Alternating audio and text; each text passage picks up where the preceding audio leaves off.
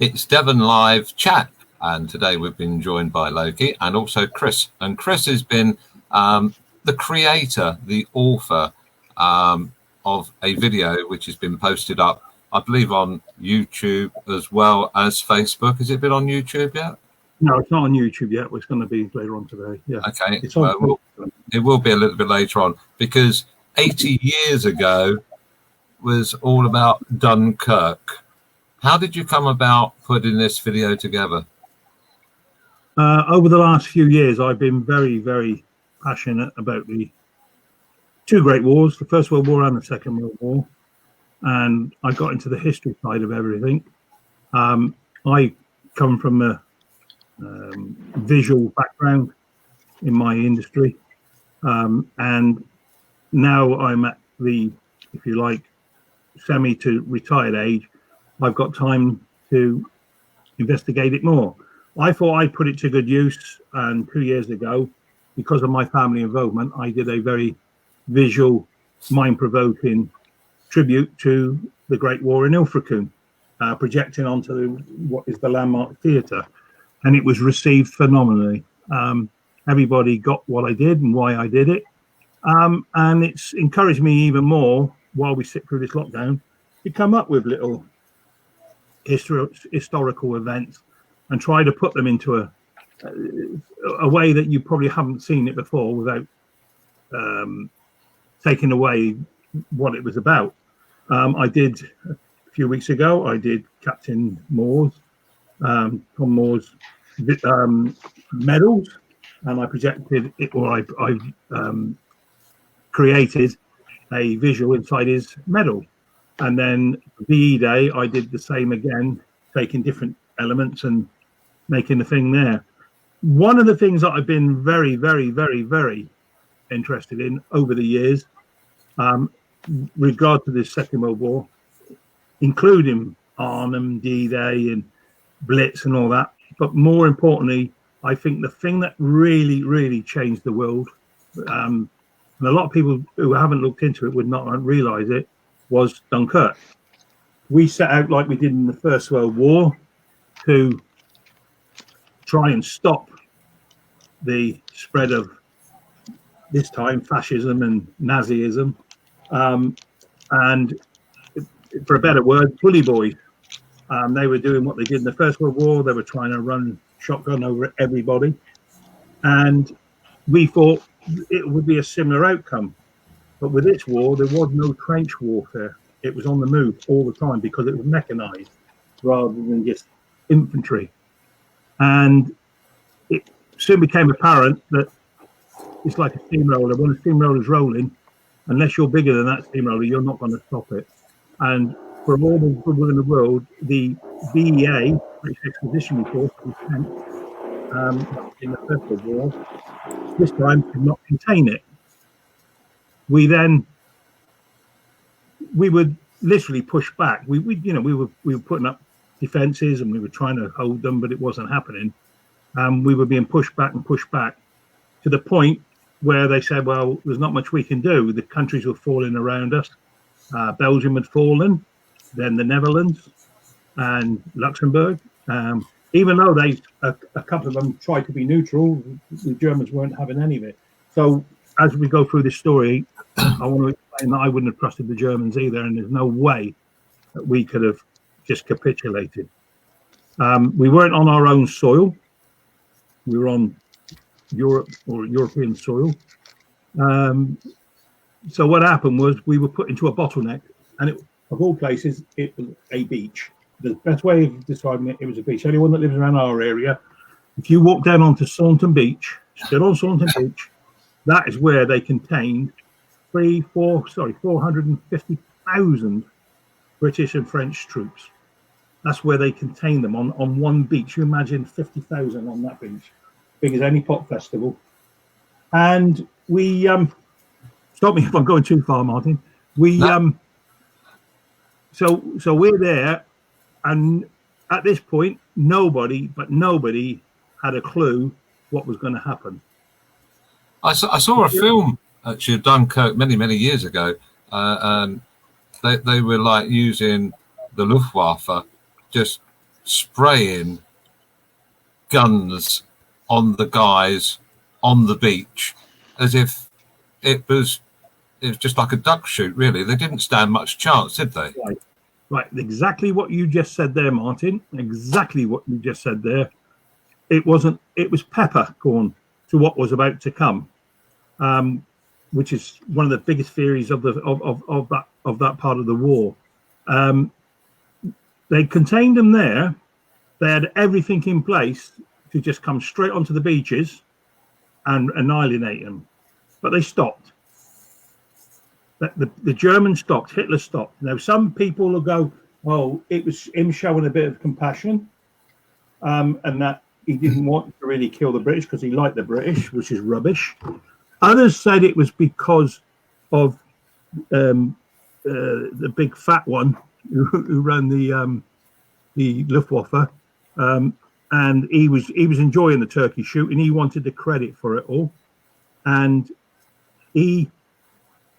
so it was like 3 days where they held up. But what they didn't realise, the Germans didn't realise, and to this day no one knows how they didn't realise, that was in their book there was no way the British were going to get off, not even 1,000 of them. In our eyes, he came at the right time, completely at the right time.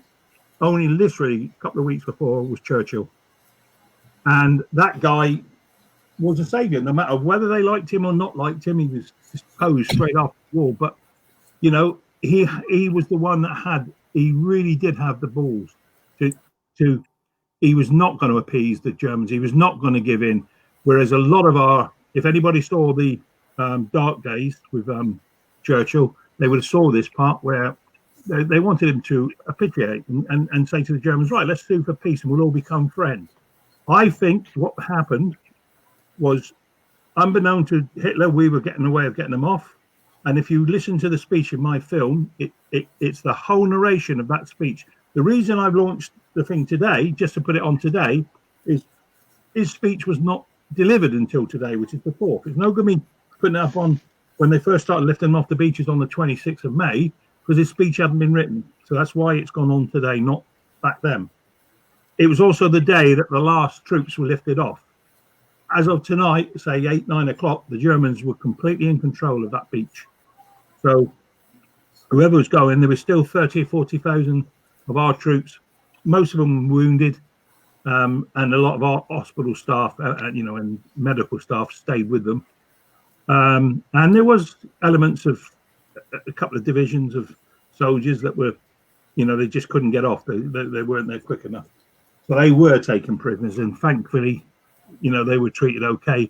That said, there was 90, and this shows you what the Germans were capable of. There was 90 captured about 10 miles away or 10 kilometers away from Dunkirk in a farmyard. And the SS commander in charge of them didn't have room to take prisoners. So he had them all, A, put in a barn, grenades thrown in, and B, put up against the wall and shot. All of them, 92 of them. What they didn't know is 2 survived. And at the end of the war, these 2 people that survived picked out the 3 or 4 SS commanders that was responsible for this, and they were executed, quite rightly so as well. So go back to the beach with 400 and odd thousand troops on the beach. I think Hitler thought the minute he got it surrounded and it was all ready, he could slowly move his troops in, and Goring, who was enjoying the fat one, blowing them up on the beaches, he could say, right, halt that now, just for a couple of hours. And I think Hitler would have been ready to say, right, England, you've got a choice. You either capitulate and you put your hands in the air, and we'll come and we'll obviously England will become part of our union, or whatever he called his state, or we'll annihilate everyone on the beach. We'll just carry on bombing them and killing them until there's none left. And I think that would have been enough. There's no way they're going to allow 300,000, 350,000 British troops, and he would have done it. He would have done it. He was a maniac. So really, it was his ace card that he was hoping to play, Yeah, well, we had to alleviate. We lucky enough, Churchill didn't know that all these boats were going to be able to do what they did. He says in his speech 30 to 40,000, and we lifted off 385,000 in small boats. And you imagine they were being bombed night and day. All the boats were, to get through and do what they did. It's just incredible. I mean, I do when I do what I do with a passion. But yeah. I have to know the subject. I can't just go, I'll do that. Now, some of the research that you did to get the video together, and we'll talk about how you make these videos very shortly. Most of these vessels actually left along the south coast. Were any from North Devon? Yeah. Did you not see the news last night? No. Robert Braddock and his associates over at Westwood O and Bideford have found over in France, I think it was in a barn. I've only just recently seen it, and I want to look it up later on. In a barn was a lifeboat. It was a Appledore and Bideford lifeboat from 1920, 22, 23. And it was used. It was one of the main boats used for that size. Only small. Don't forget, they were called little ships. It was used in the evacuation of Dunkirk and made about 5, 6, 7 journeys back and forwards. It then ended up staying in France, whether it got damaged during the last of his during his last visits to the beach, something happened, but it stayed in France until now. Now they've brought it back. They want to do it up. It's got the Dunkirk thing. I'm going to send them my thing later on and say I'd like to be part of that, if I can. So North Devon links there, but there was a couple of other boats apparently from Ilfracombe, one from Linton, definitely loads from Cardiff. I reckon that's why we got involved, because Cardiff, they pulled about 20 boats out of Cardiff, a tugboat, and took them round. So anything from North Devon, anything from the Bristol Channel and things like that, that is a long journey before they even actually go and face artillery to try and pick people off the beach. But what they did, Martin, like taking dogs for a walk, they get say a tugboat or a little steamboat, and they tie about 20 of them to the back of the boat, and they take them all at one go. That's how they did it. And then when they get there, they let them loose, and they were used mainly. They weren't going back and forwards across the channel. They were just ferrying them from the beach to, say, a mile offshore to ferry them out. But a lot of them, that was, say, like the Appledore lifeboat, you'd have to look it up in a bit. It's on BBC Spotlight. If Logie does a quick search on Google, he'll find it straight away. But that one, it was big enough to go across the channel, and it went across, and it on quite a few visits. Yeah, I'm just like visualizing, because I wasn't alive, neither any of us were. But for the efforts that they put in was absolutely fantastic. But I suppose a larger vessel that needs depth of water, therefore they needed the smaller boats to get onto closer to the edge of the water to get the guys off to take them out to the larger boats. Is that what happened? Absolutely. Two things there. The smaller boats, they could climb aboard. So they're wading in the water. They're walking waist. Some of them were literally up to their neck in the water. And the boats, they could be pulled onto the boats easier. I mean, don't forget, these warships had gone over there. They didn't have the nets like they had in D-Day to climb down and up. So it was only very limited how they could get them aboard. And they were improvising and making up rope ladders and things like that for them to climb onto. Plus, that if you look at it, you have a boat that's 26 foot long. It's going to be harder for a Stuka to dive bomb and hit that, or they can only go and rake, say, 2 or 3 at a time when there might be 50 or 60 of the boats. And that was it. It was a numbers game. But mainly because of what you just said. Literally, I suppose, a day and a half, 2 days into because at the beginning it was just the Navy pulling them off.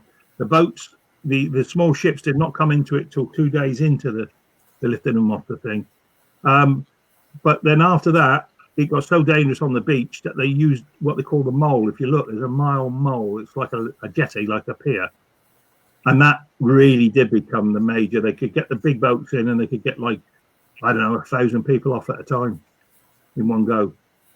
You know, so everything was on our side, even though it was appalling. If you think of that amount of volume of people, and we only lost about 30,000 in the total Dunkirk issue incident, that is an amazing figure, amazing figure.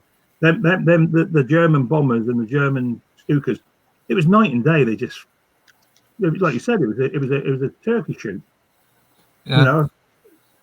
If anybody missed that broadcast from the BBC, the address is at the bottom at the moment. Okay, bbc.co.uk /news/UK England Devon, and the number there. Just go and find that and find out how people in North Devon were actually involved 80 years ago.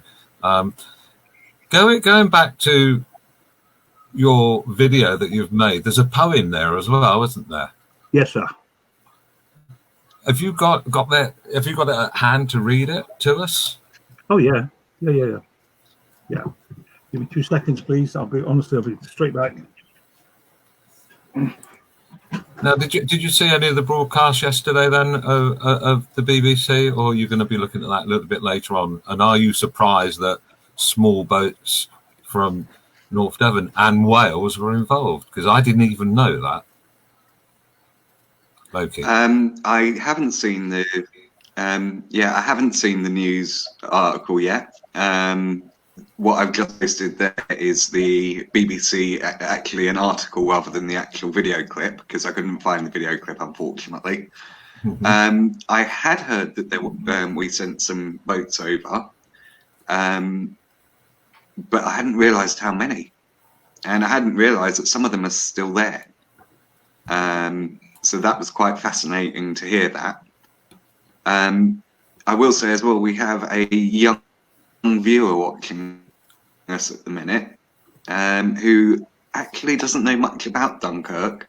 So this is quite interesting for him, because he's learning as we're talking what Dunkirk is actually about, and what happened during Project Dynamo, which is what the mission was called when we were sending the boats over. Because what a lot of people don't realise is that a lot of the boats that were sent over weren't just military. They were fishing boats. They were private, little boats that could fit 4 people.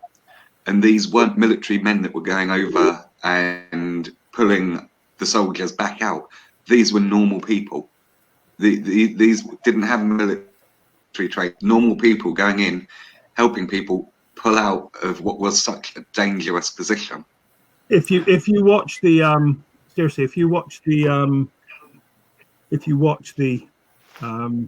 video, if this young person watches the video, and he'll see all the fishing boats and that, it's part of it.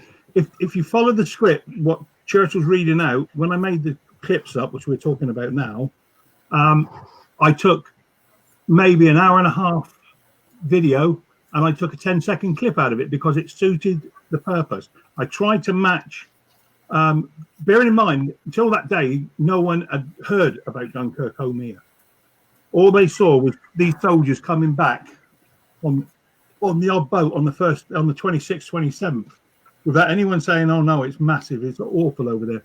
Then when they released the film, there's been 2 films. There was one Martin said about 1958 with John Mills. And then there was the one 2019, the most modern one, which I didn't think was as good as the 1958 version. And I suggested this young lad, he goes on YouTube and he can get either of the films and watch it, and it tells you absolutely everything about what happened. And he should look to his grandparents, because without.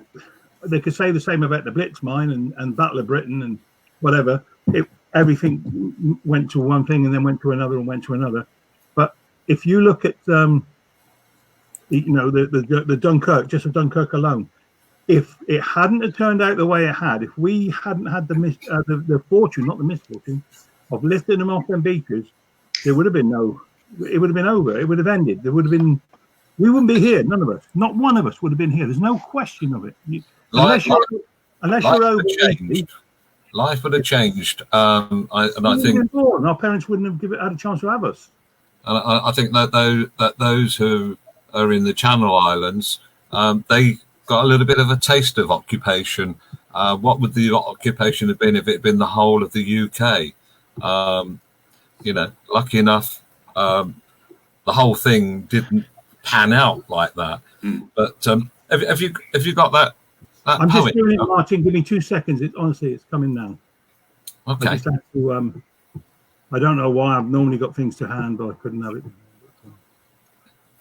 But a big well done to everybody who parents, grandparents, and great grandparents were involved, and it's a little bit like at times of troubles like what we're going through at the moment with coronavirus. Absolutely. How people tend to pull together, and it's really nice to know that people are prepared to give their all, and sometimes it's only a few that come and give their all, but we've all got to appreciate what everybody's trying to do, and that was the case then, that is the case now, and it always will be the case, won't it? Because people are people. A lot of things going on in the news at the moment, and people are getting involved. I think you have to draw a line where you can go with that. I think sometimes it can breed in more problems. Do what you have to do, say what you have to say, but try and keep your feet on the ground and don't get too carried away. I think that's really the answer to that. But I think we're about to hear about the poem. Before I read, if anybody watched the video, we put it actually on the live chat page, and no doubt we'll put the words of the poem on separately in case you have a small device, and when the device becomes smaller, the picture might be smaller, but the words next to it will be a lot harder to read. And this is a poem that you wrote yourself, was it, Chris? Yeah, I've written because I've written the video. When I say I've written the video, I've put the videos together. I try to do it mind-provokingly, but with the right taste. Anybody that saw my Ilfracombe remembers there was a lot of death and gore in that war, but you didn't see one dead body. I didn't want to show any dead bodies. My Second World War one, we were going to do the countdown to victory in Barnstable for the 75th anniversary. Did not come off because of this coronavirus, and I did. I've got a 45-minute show for that, which we're showing next year. And again, you don't see any dead bodies, not even when I do a tribute to Auschwitz, the Holocaust. I just don't want you. Your imagination knows what happened. I don't need to show blood and gore. So I've tried to. I made it so it becomes a little bit tearing. And some of the comments I've had this morning on what I've done, people have said, "Oh, it brought a tear to my eye." And I like to think that the tears were the right tears, tears of relief, not tears of horror. There's no tears of horror. So going to the poem, what I tried to do, like I did with the Ilfracombe one, is the Ilfracombe one. There was a section called "Tribute to the Missing," and again, someone like the young person watching would not have known it, but there are thousands, and I mean thousands, of unknown or unclaimed bodies still lying in the fields of Flanders. So when our guys in the Second World War ran over these fields, their brothers, sisters, uncles, distant relatives were lying under them, who's never been discovered, never been found. They call them the missing. And I wrote a poem about that, which was well received, and it was part of my visual on the Ilfracombe Remembers. So every time I've done something, I've tried to write a poem. Now, I'm not Wordsworth. I can't do the poems the way that the First World War or Second World War poets did it, and how some of my friends, I've got some great friends who are brilliant poetry writers. I do it lyrically, and I do it as if it's me reciting to myself, if that makes sense. And if I can understand it, they can understand it. And I've always, when I get into a book like this, I got a passion, and I do everything with a passion. So I thought I wanted to become one of those people. I wanted to be one of those soldiers on that beach. I wanted to try and feel what they felt. And I thought the only way I can do that is to put, as if my thinking's coming out now. I'm stood and then I decided I was going to start the whole event off stood in the water. So if you look at the video, 2/3 through, you'll see them all queuing up and walking into the water to go to the boats. And this is where my poem starts. So I'll read the poem now. Dunkirk tribute. Waist deep in the water where I now stand, having first had to witness the blood in the sand. The blood of my friends who tried to survive, all of them perished whilst I'm still alive. The queue is endless for our boat to go home. 1,001 faces, so I am not alone. All I have stood in this queue before. All but me have returned to the shore. But this time they are certain that their boat will come home. Having tried this before, with chances so slim. But this time is different, as I believe it too. A ship with my name on is going to get through. Then all of a sudden, my chariot appears in the shape of a small boat, gone are my fears. As I'm pulled aboard and we head for home, I look to that beach where hell I had known. My eyes are now fixed beyond this sea, to be able to say I will always be free. And I continue to say it 80 years on, as I remember Dunkirk, where I didn't belong. God bless freedom. Written on behalf of every soldier, sailor and airman who were witnesses to the biggest evacuation the world had ever seen before and ever since, especially to those that were on that beach. There you go. Fantastic. And very moving as well. And Like I said, Martin, I wanted to be part of it. And if you watch the film and put that point to the film, it could have been any one of those thousands on the beach wrote it. So maybe someone did write it and they've given it to me. I don't know. I'm not psychic. I'm not. But I just feel, For anybody who has never seen any of your work, the video is not just a video, is it? It's created slightly differently. Well, that one obviously, my that is a very famous cemetery, the military cemetery in Dunkirk itself, and it is the monument to them. And it gave me, as soon as I saw the etched windows, I thought, yeah, here I am. I can do it all in there. The only downside to anything like that is I'm governed by size. So when I do the picture inside the windows, you still have to work in what we call 16:9 or 4:3. So there's a lot of overbleed. So the characters become large inside the frame. But it worked. It's just like someone looking out through the windows. If I had taken the window away and just did it on the screen, it's no different than anybody else's.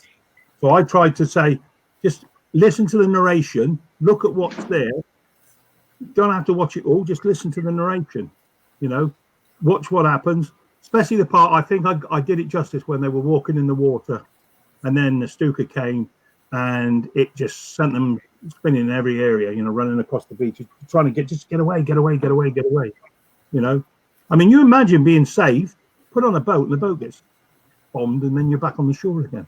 It's like toying with your lives, and we can't even begin to imagine. All what's going on in the world now is awful. With this, but it is nothing compared to what they went through. Nothing. And then they come back from there, and over the next 4 or 5 years, God willing, I'm here. I'm going to be doing something. My next one is going to be, that we are at war and we got the Blitz or Battle of Britain. So I'm going to be doing something special for them, and then it will be the Blitz and it will be the evacuees. And if I do something once a year or once a month, just to give them a timeline of what happened. And I'll put the same passion in as I've done now. Otherwise, I can't do it.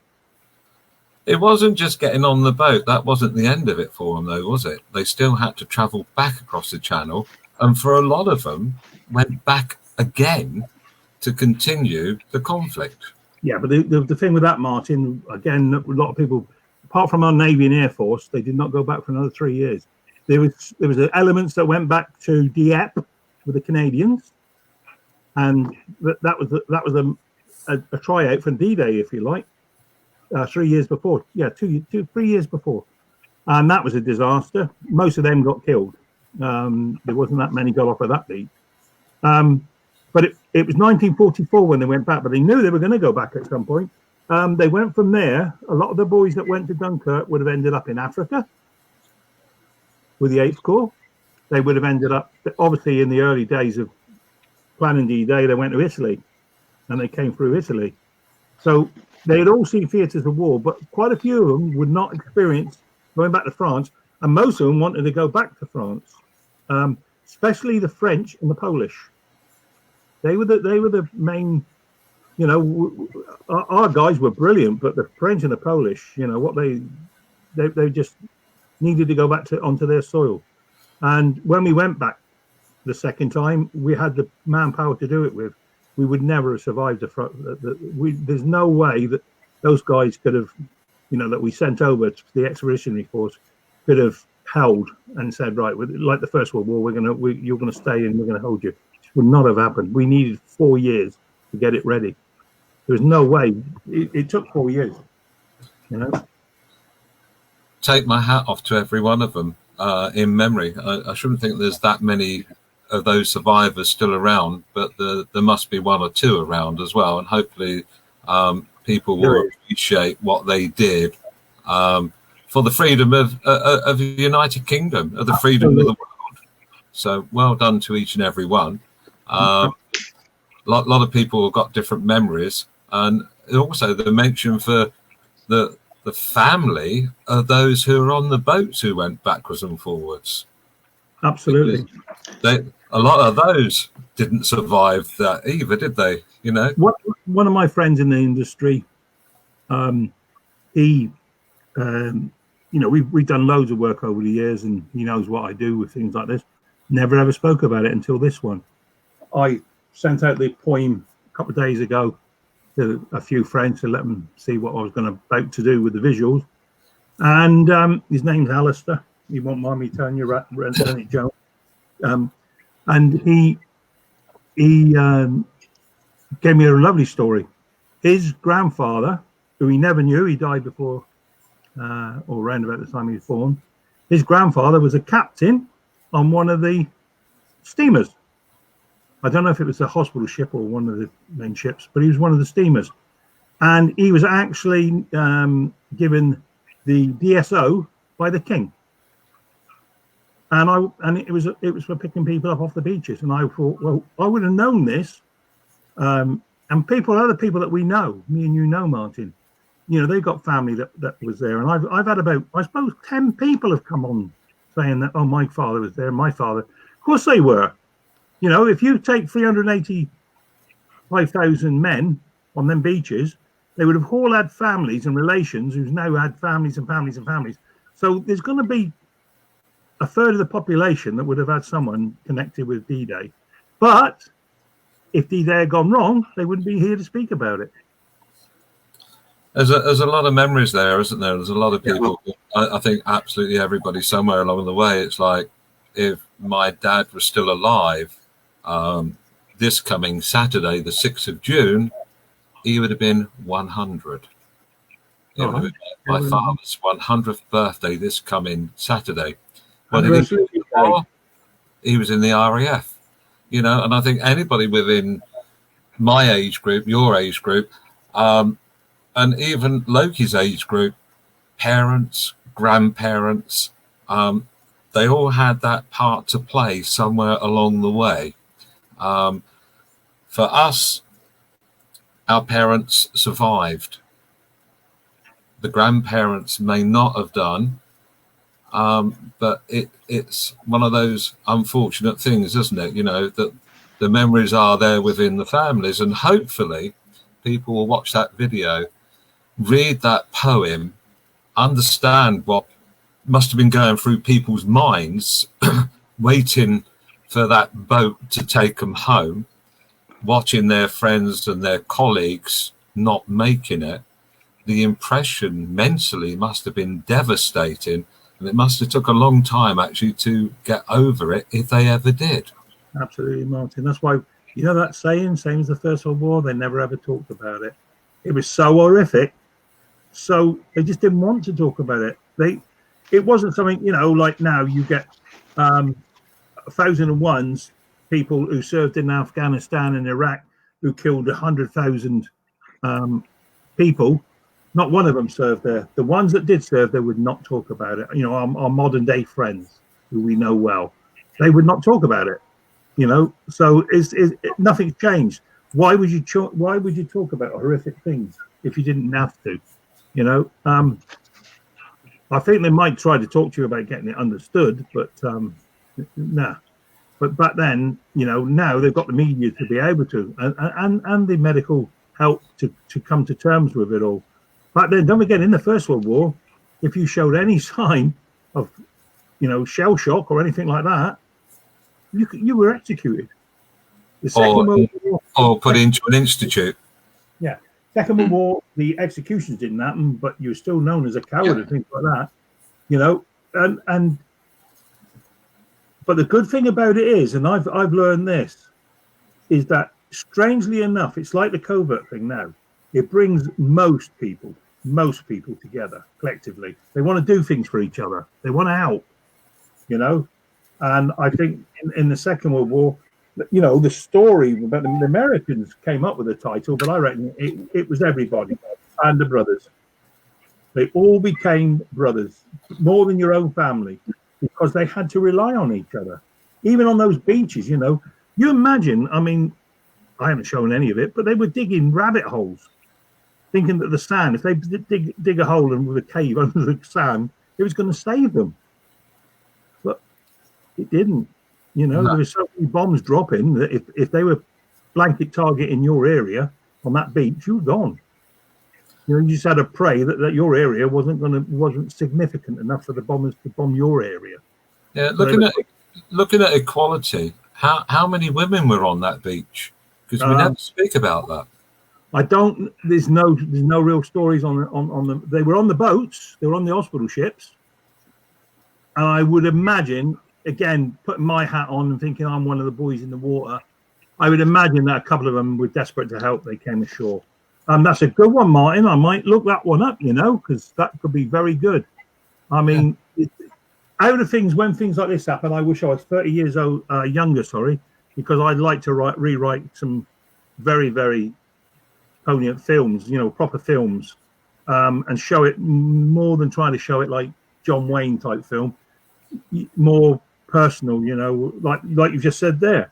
You know, you'd only have to find 2 or 3 women that have been on that beach that you could write a film about, you know, because it would be so heart-wrenching and so, you know, and they did exist. The First World War, again, I keep going back to the First World War, you know, on my Ilfracombe Remembers, there's 2 photos of 2 women that were in the trenches, helping medically helping the people in the trenches, not 100 miles away. You know, you just don't realise it. There was a woman who dressed as a soldier. And I think that happened many times in the Second World War. You know, that they wanted to be there and be part of it. It's going back to me trying to take the place of one of them on the beach. How dare I? And that's the truth. You know, the life I've led has been brilliant, absolutely brilliant. But I just feel, you know, I could be, if I had to have been in that time portal, then, and I was on the beach, that's how I would have thought. In my mind now, that's how I would have thought. That God, please, come on, please get me off of here. But those people on that beach, like all other conflicts, are the people who actually created life for what you have now. Absolutely. How humble am I? Yeah. Truthfully, I mean that. You know, people said, "Oh, you've had a hard." Who's had a hard life? I haven't had a hard life. I've had a brilliant life. You know, and it means that people of today needs to step up to the plate to do what they did, not in the same way, for future generations. Absolutely, 100%. And I think to the majority do. You know, they do that.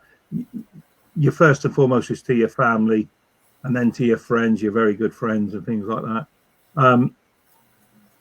Serving in the military, no matter what type of person you are, would change you, and it would change you for the better in the way that you outlook on life. But you can't be in control of the situations that you're put into. You can't say, "Oh, I am not going to go into that situation," because you don't know that situation is going to come exactly like this. another day. Or what happens if it absolutely pelted with rain the whole time? You know, they wouldn't have been bombed so much, obviously.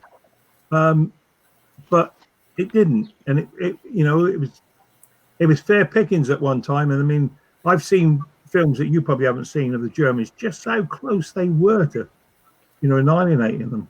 Just how close it was. It literally was. On the day that they stopped for the 3 days, it could have been 2 hours, game over. Literally that. But it didn't happen. Something happening, and thank God it did. Because let's talk about your project's video mapping. A lot of people might be thinking, oh, it's just another video. There's a lot of effort, a lot of time spent. For example, the video that we're talking about here, the video looks like it's behind a window, that you're in a building looking out at what's going on. That becomes the eye view. On your other videos, you've done similar sort of things as well. How long does it take to learn to do that sort of mapping? Right. Let me just. Right. I'm not ashamed of it. I'm 69, pushing 70. I've been in, as you know, Martin, because we've worked together on many occasions.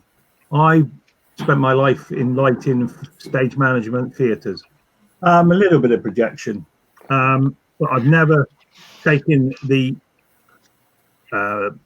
visual content side of it serious until about 3 years ago. And again, I could dream up the ideas, and I always used to say, as you know, again, Martin, if you give me the technology, I'll find a way to use it and make it work for all of us. And that's what I've done in my life. But when I had time on my hands, semi-retired, I thought, this is what I want to do. And very naively, I came up with the story because of my grandfather and my great uncle for the First World War. And I started playing on my computer, and I thought, oh, Windows Media Player, which is obviously the way they put videos together. And I thought naively that I could put something together as a little film. I learned how to splice and cut video. I learned that years ago, and maybe even change a few bits of sizing and things like that. And then I got asked by a friend who's no longer with us, sadly. She was very, very, very instrumental in the Ilfracombe Remembers, that's Sue Goddard. And she said, oh, would you do something special for the events for Ilfracombe? We want to do something to commemorate the First World War. We're going to do the peace sign up on Capstan, but we'd like to finish it off in the day with something. And she said, we got the use of the theatre. You can go in the theatre and maybe use their cinema. Got something on the stage, intertwined with some of the local acts and things like that. So I said, can we go out? No, I said, no, I can't. And she looked at me gone very strange. And she said, Sue Garwood, you don't say no to. So I said, can we go outside? We went outside. Bearing in mind, I've just told you, all I had to play with was Windows Media Player. So we were outside, and I look up, and I said, see that? And she said, yeah. I said, I'll project onto there. And that was the whole cone from bottom to top. The cone is about 60 foot high, and it's about 130 foot. 180 degrees, because you obviously can't do 360 because of the way the cones work. So I said, I'll project on that, and I will fill that. And she just looked at me with her mouth open. And so I came away, and I started putting it together, and I got some lovely people involved with me.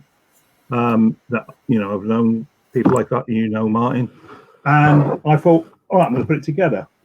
Then I worked out, I read a few things, worked out that it's going to take a little bit more than Windows Movie Maker, and so I started looking into it, and I got a friend who's into the mapping and things like that. We'd already started designing stuff as a company with the designing side of it, and then I thought, God, what have I taken on? But like anything, if I take it on, it's going to get done.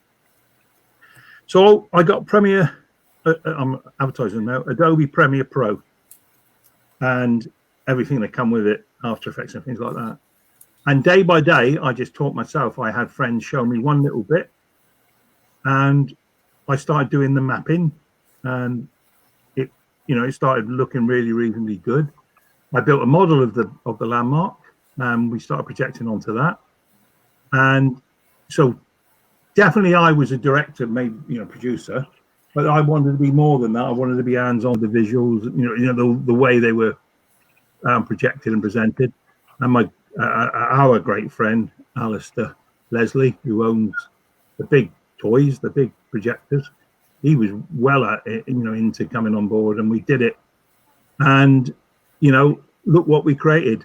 But like you said earlier on, Martin, it took me personally, just me alone, just under 1,500 hours to create Ilfric and Remembers, all free of charge. I want to make that clear, because we've had a few people say, "Oh, you got paid for that." No, we didn't. It cost me money to do it. So, but every single thing I did for that, I absolutely loved. Everything I do now, the Barnstable one that we were about to do, all free of charge because I want to. And it's not egoistic. It's not me going, "Oh, I'm a Damien Hirst, I want to create this." I'm not trying to outdo anybody. I'm just showing what I'm capable of doing. I taught myself at my age to do it. And don't you think that's telling people our age, if I can do it, they can all do it? Absolutely. And time and money is not what it's about, is it? No, not at our age. No, we've done all that. When people say, "Oh, you made money at it," you say, "No, I didn't charge," but you're not even taking into account the amount of personal hours, absolutely, and everything else which is involved. The use of petrol, paying other people the odd bits in here and there just to give me, if I had paid the people. When I say, you say, "Oh, I did a good job," you imagine the people that finished off the special effects that I had no chance of doing. Them special effects I can now do. Back then, I had to learn them, and they could do them with their eyes closed. Danny Hudson for a start. He's just off the scale. And Alistair and people like that. And I'm always, everyone who's in a profession that I respect, like yourself, Martin. I've got, that I've got utmost respect for you. Anyone that knows what they're doing and what they're talking about has got every right to talk about it. I'm just a layman. The only thing I think I will give myself credit for is the passion. I climb inside the content and I become whatever that content is. And I don't try to, what's the word I want to use there? I don't try to overplay it. I try to make it as if, again, you like my point because it's simple. Yeah. I started using highfalutin words in that. It might sound really great to Wordsworth, but it wouldn't to your normal person. So I try to make it sound like I just made it up in my head as I'm stood on the beach. And if people get that, then they'll work out what I've done here. And they'll look for the rest of my stuff. I now call myself, I didn't before because, we were lighting engineers, we were special effects, we were stage, theatre, studio technicians, whatever you like to call it, suppliers. But now I like to call myself a visual artist because I am trying to do, as you said, I take shapes and I put things in. I'm not going to start advertising my latest things that I'm doing with like cards and that. That's totally separate. I keep that, that's another way I'll launch that privately. But for this, anything I can do, again, there's a well-known charity. What we can do actually is so people can see all the things that you have done, and that there's quite a lot of them as well. There's the one from Ilfracombe, there's the VE Day, there's the Dunkirk one. Maybe we should put a link on our Devon live chat so people can go and view what you've done so far, because the quality's there, and I think the exposure should be a little bit better of what it is at the moment. There's quite a few people seeing it on your page, and I know one or two of them has found themselves onto YouTube as well. But maybe we ought to put that as a collective for you. Yeah, I can do that. I can get it all together for you, Martin. I'd love to do that, and I can add to my storyboard. I got grandchildren and that. Well, I hope one day they will take all this from me and say, in years to come, they can look back and say that technology was technology. I haven't tried to cheat. I haven't tried to glorify anything. I've just done what's don't forget, I didn't make any of that film, the one that you just watched. I cut it up, chopped it up, and put it into the places where I think it needed to be. You know, the films were already made 50, 60, 70, 80 years ago. And I've used content, and hopefully I've done it justice. I've put it into the right. I've done no more than that anyone else would do, where they've done exactly the same and they've made films out of films. But I've tried to do it my way, the mind-provoking way. When Captain Tom Moore, as soon as I saw him stood there in his blazer and his row of medals, I zeroed in on his victory medal, the big round one, and I thought, that, mister, is going to be your life story. And that's what I did. For this, I went looking, I thought, I need to tell a story of Dunkirk. I do not want to cover, if I put the whole screen edge to edge and showed you the films as you see them now, probably people will only watch 10 seconds. But if I put something into what starts off as a window, and then that window becomes the actual screen, people, they'll carry on watching it. And that's what I think is happening. People have, they've come back with, different parts of the films. They must have watched some of the film, and that I can't, I can't say what they were watching that.